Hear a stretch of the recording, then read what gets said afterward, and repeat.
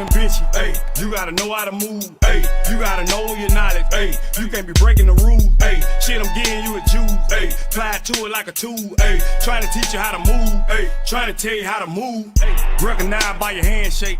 You can't be late for no meeting. What it do, what it do, what it do? It's your boy Teflon Turks telling you ain't got a good Lord praise, but you doing it the wrong way, boy. Look, we coming to you live with a new episode, man. Dirt Road Chronicles, and today we're gonna be talking about Lil Daddy the Big Face Chaser. Lil Daddy the Big Face Chaser was one of the first cats in my neighborhood to even take the music serious and even get some shit going with the music. First of all, we can't even speak about Lil Daddy. We can't speak about Pine, CEO of Mealticket Records. Big shout out to Pine. Pine legendary in my hood for always putting together events and shows for the hood. And big boy parties. He had the he had the privilege to bring down Boosie when he first started as an artist. He had close connection with ties in the NO, which gave him close connection to BG, Soldier Slim. One of Soldier Slim last shows was done in my neighborhood, and it was promoted by Mealticket Records. Shout out to Pine for that. Major shout out for Pine in that, because Pine was one of the type in the time when we ain't have shit going in the neighborhood. We ain't have a motherfucking thing going. Pine was the type that'll sponsor a lot of events, have different type of little venues like soldier parties and bringing different cats to the city, you know what I'm saying? And he was one of the first cats in the neighborhood to really have a studio in the neighborhood. And started a record label with a good strong movement too at one part of time, Mealticket. He had a hell of a campaign. Shout out to he had a artist name from out of New Orleans. His name was Quest. Shout out to Quest. Quest was pretty hard. He had the rap van. So early in the early 2000s and going into the late 2000s, Pine had a good campaign and a lot of good promotion behind this shit. So a lot of the strategies that I use because of me sitting back watching Pine do that shit. And shout out to him right now, man. You know what I'm saying? He puts some shit. He always put together what they will have in Alabama called the Horse Show. You know, he'll bring certain artists down there like Papa Duck, and he'll do that shit like once a year, and that shit started getting big. But shout out to Pine for that. But back to Lil Daddy. Me and Lil Daddy, the Big Face Chaser, was when we was young, it was two cats named Troy Moe and Damian Burrow. Shout out to them cats too.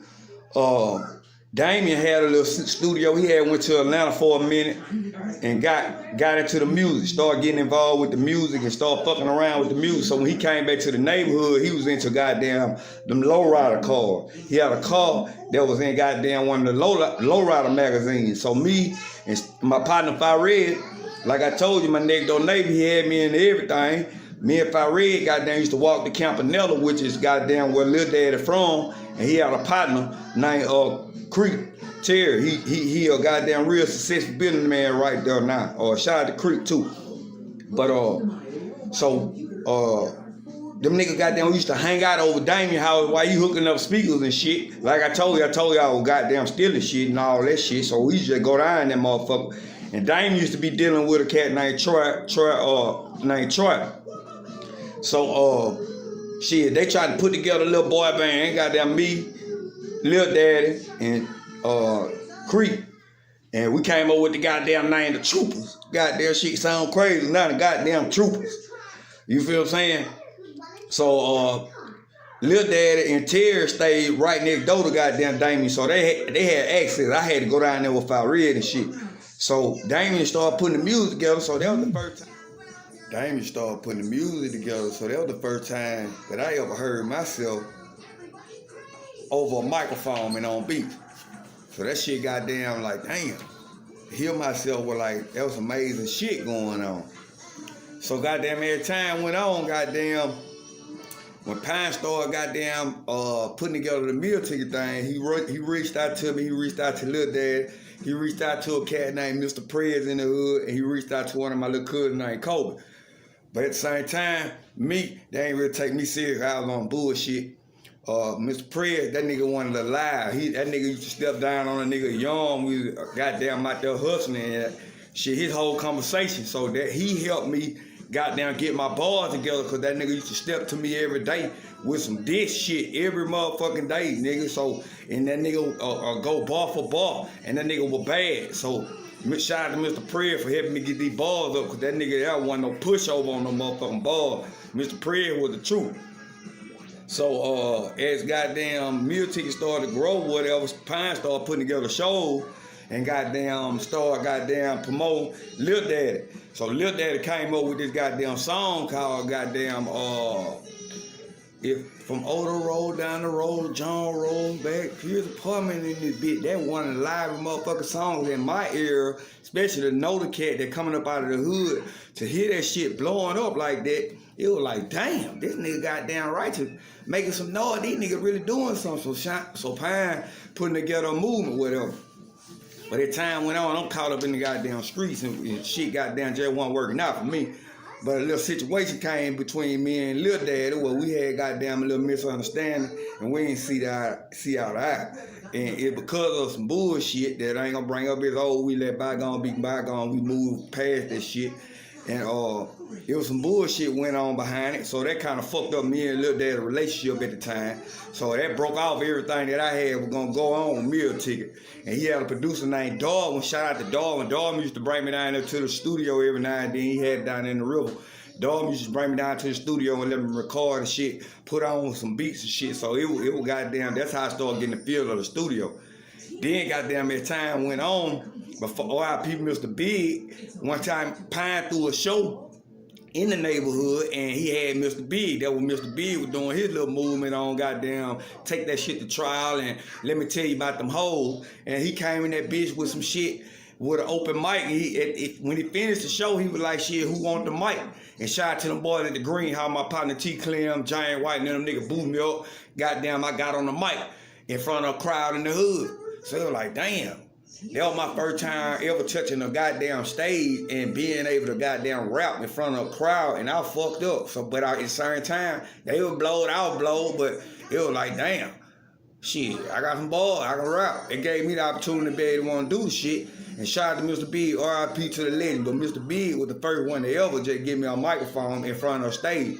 And to be standing beside somebody at that type of status, goddamn, at the time, I just old nigga from John Road. That nigga was on John Road early that day fucking with my OG Lou and them, kicking and smoking out. So I had the opportunity to meet him. Then he plugged in with some niggas in the hood that he goddamn righteous tight with. So, you know, that was the opportunity that had him in the hood that day.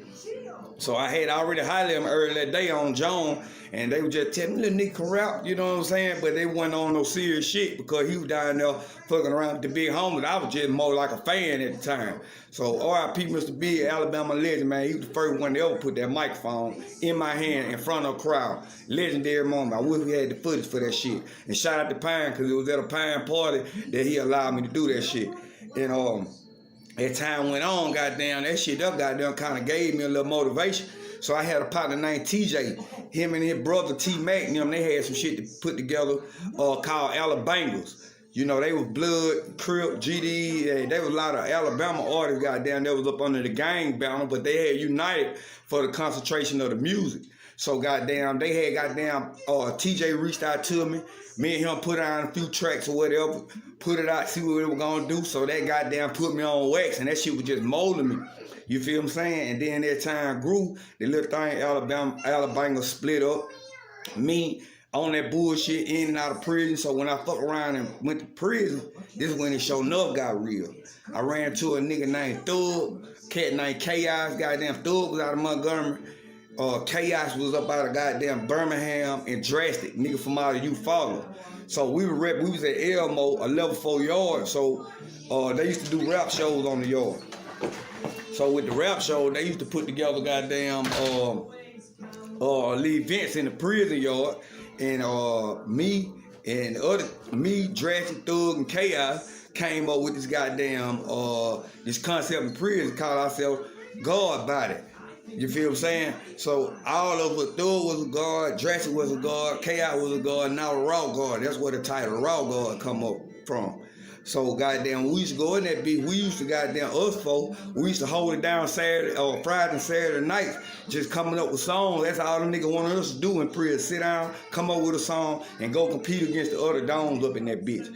And then I got moved to another camp, and I ran across a nigga named Zay, and he said, man, I ain't goddamn showed me how to put them bars together. A nigga like Dirt out of Birmingham, the Pedigree. A nigga ran across nigga Atlantis, Bean, ran across these niggas legendary in the penitentiary system. You feel what I'm saying? I was going to prison with these niggas, you know what I'm saying? Niggas up out of Dalton, all them nigga Pain and all them niggas. I was in prison with them niggas. Shit, doing bid at a young age, so I seen them niggas, Atlantis, that nigga known through the prison system. So I had the opportunity to run across these cats, learn how to spit ball, Octavius and niggas like that. Shout out to that nigga Octavius, because that nigga was hard. And, you know, them niggas right there made me get my balls up. When you fuck around in prison, then you go in the prison yard, you know, nigga giving you the honest boot, nigga, and niggas with the whatever if you ain't sounding like whatever. So that got me on out the way. And that right there kind of shaped me and molded me for to have tough skin and make sure that my balls were perfected and put together. So when I got back up out of prison, goddamn, I kept going back and forth to prison in the rise and watching Mealticket rise and watching goddamn Lil Daddy go up and blow up. But Lil Daddy ended up goddamn running into a situation where he got in a little street beef or whatever, and he ended up goddamn catching an assault case, and the folks set his ass down for about a couple years. You know what I'm saying? I can't give exactly how long because I can't remember, because I was bidding too. By the time I hit the back gate, Lil Daddy was just getting back out. So, you know, he had did a little stretch by almost 4.5 on the 15. He was at the big boy camp. Shout out to Lil Daddy. Came out that bitch a soldier. You know, niggas heard about him still putting down in prison, still doing what he was doing. You know what I'm saying? So the nigga still on that. So, you know what I'm saying? Shout out to Lil Daddy, the big face chaser. You know what I'm saying? And then watching him grow up with the nigga, and then watching the nigga take on, boom, he dropped the CD. That shit was like, damn. Then he had my little cousin Kobe on that bitch with Mr. Prez. And then we used to go to shows in Mississippi at the state line. Once again, the nigga Prime used to have shows everywhere. And it was convenient by us being in theater because my little hood was goddamn like 10, 20 minutes from Mississippi, about goddamn 45 minutes from Pensacola, shit, 6 hours from Atlanta, shit, about 45 minutes from Puget, man, shit, man. You know, I'm from Theodore, so that's the back door. So that's like one of the first cities you gonna pass through when you come through Mississippi coming into Alabama. Mile Point, Creola, Pascagoula, shout out to them folks down there, man. Them folks really getting it in, man. Shout out to them boys down there in that goddamn, down there in that silk, boy. I'm fucking with them niggas down there in Creola, K-Town, Mile Point. Them boys off of goddamn, over Lil Super and all that right there. You feel me? Nigga fucking around, tough them boys way down there a long time, man. You feel me?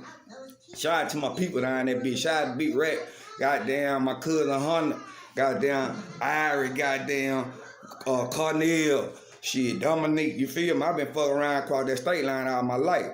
So I fuck around, ran across my partner Rat, and a nigga took me to a goddamn open mic at a club in Mississippi.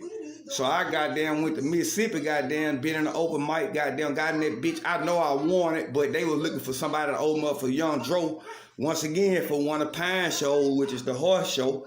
When he brought Young Dro down that bitch, I know I won this motherfucking battle, but they had a hometown favorite. So I learned early in the game that about the hometown favorite shit. You feel me? But hey man, shit. Shout out to that boy Lil Daddy, the big fake chaser, but he was a real inspiration and a motivation to make me get behind the mic and keep pushing, because I started out with the nigga and seen what the nigga could do. But what held me back and made